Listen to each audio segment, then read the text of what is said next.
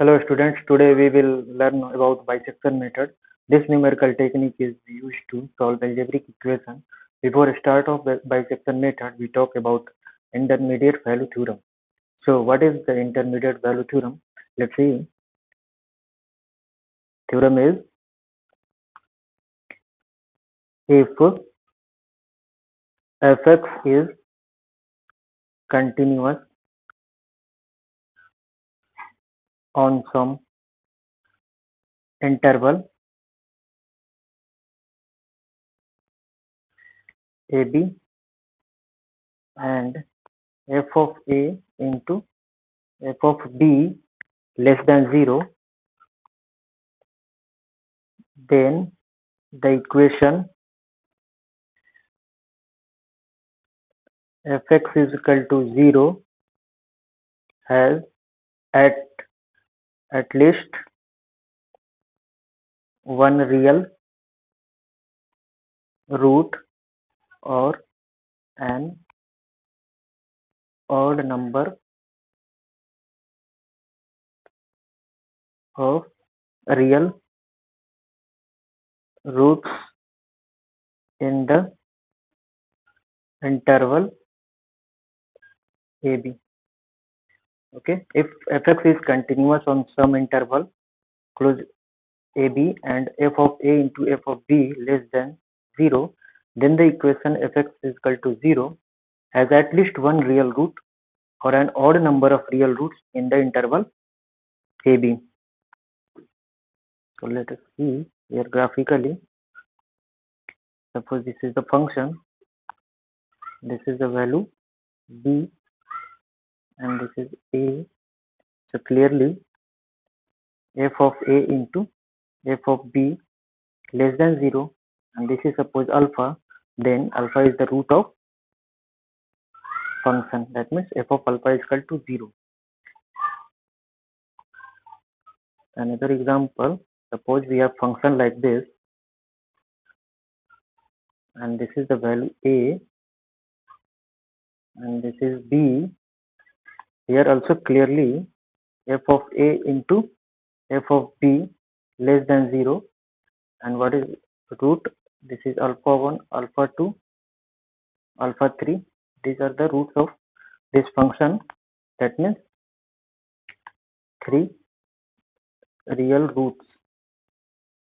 Okay, this is the origin, this is x-axis, here also this is y-axis. Okay, so let us talk about bisection method. What is bisection method? Bisection method,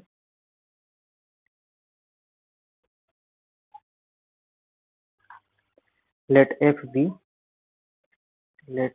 be a continuous function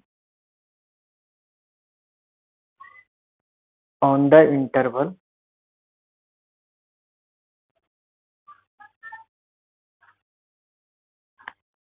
close interval ab and f of a into f of b less than 0,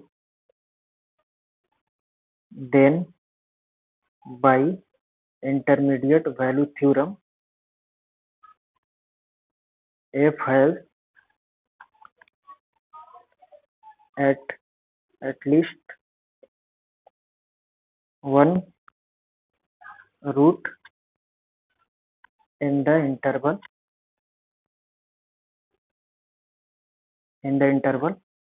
ab. We further calculate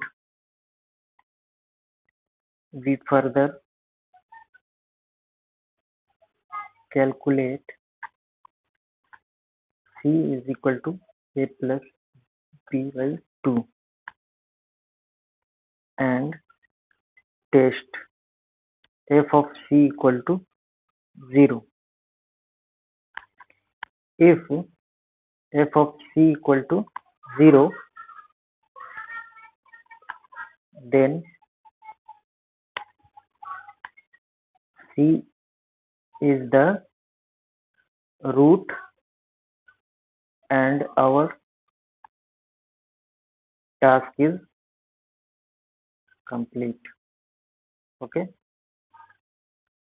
After a statement, we will see how graphically it will happen. So first we write the statement.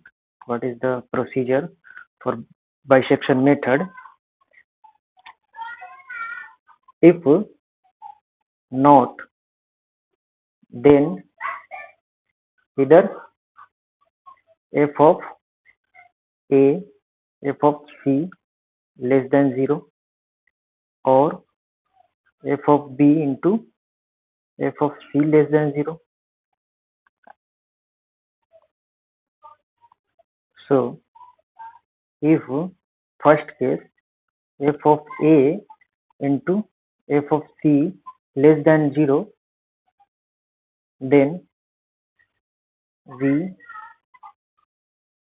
rename c as b, okay, and do the same process and do the same process. Okay. In the later case, that means if this will not happen, then fa into fc less than 0. In this case, in the later case, I mean in the later case,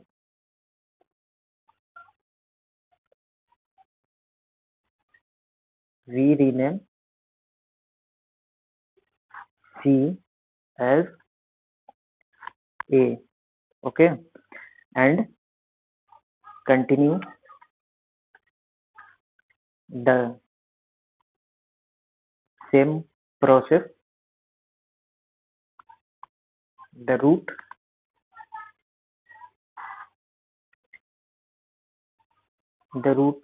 now lies in the interval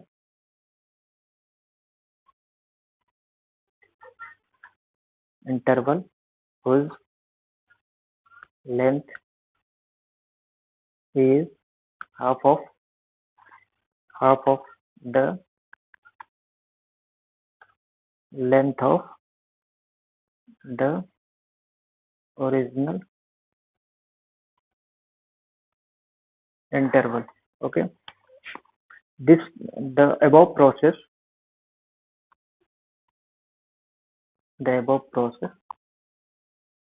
is repeated and we stop the process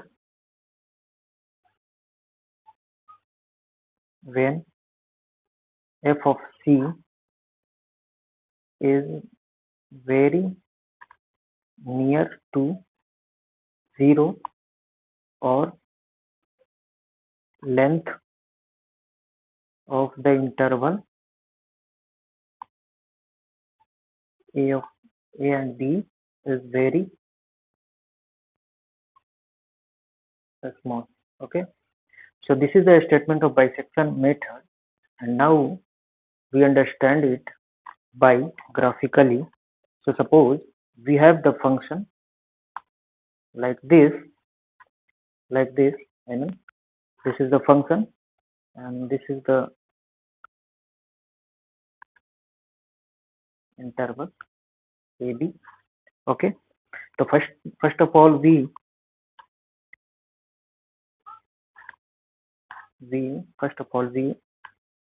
add and divide by 2 the interval, I mean half the interval. C is equal to a plus b by 2. Suppose C is somewhere here. Suppose somewhere here C lies. Okay, see here clearly f of a into f of b less than 0. From the intermediate value theorem, we know there is at least one real root lies between a and b. Because of this, so first we find out the value of c. C is equal to a plus b by 2, I mean half of the interval. Suppose c lies somewhere here. Okay, and original root is, this is the root which we have to find out. Suppose this is the C, and from this clearly FC is somewhere here, FC, and FA is here. Then again FA into FC is also less than 0. So now our interval, what is the interval? Now our interval is A, C. Okay, A and C. Again repeat this process. Here FC is, FA is greater than 0, FC is less than 0. Then again by the intermediate value theorem, there is at least one real root between A and C. Again repeat this process. So suppose C1 is equal to A plus C upon 2 lies somewhere here.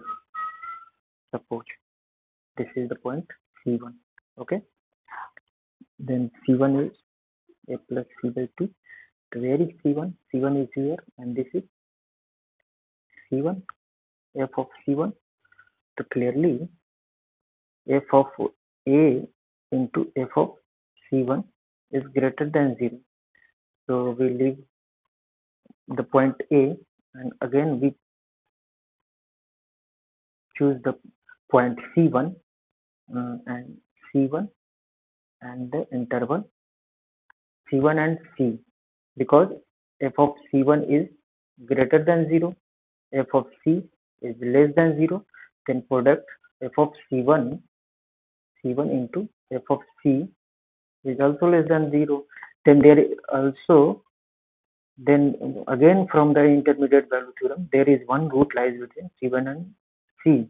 So again repeat this process, find out C2 is equal to C plus C1 by 2. Suppose this is like here, suppose. So again repeat this process till we reach the near about the root, original root. Repeat this process, we will continue and we will reach here some. Okay.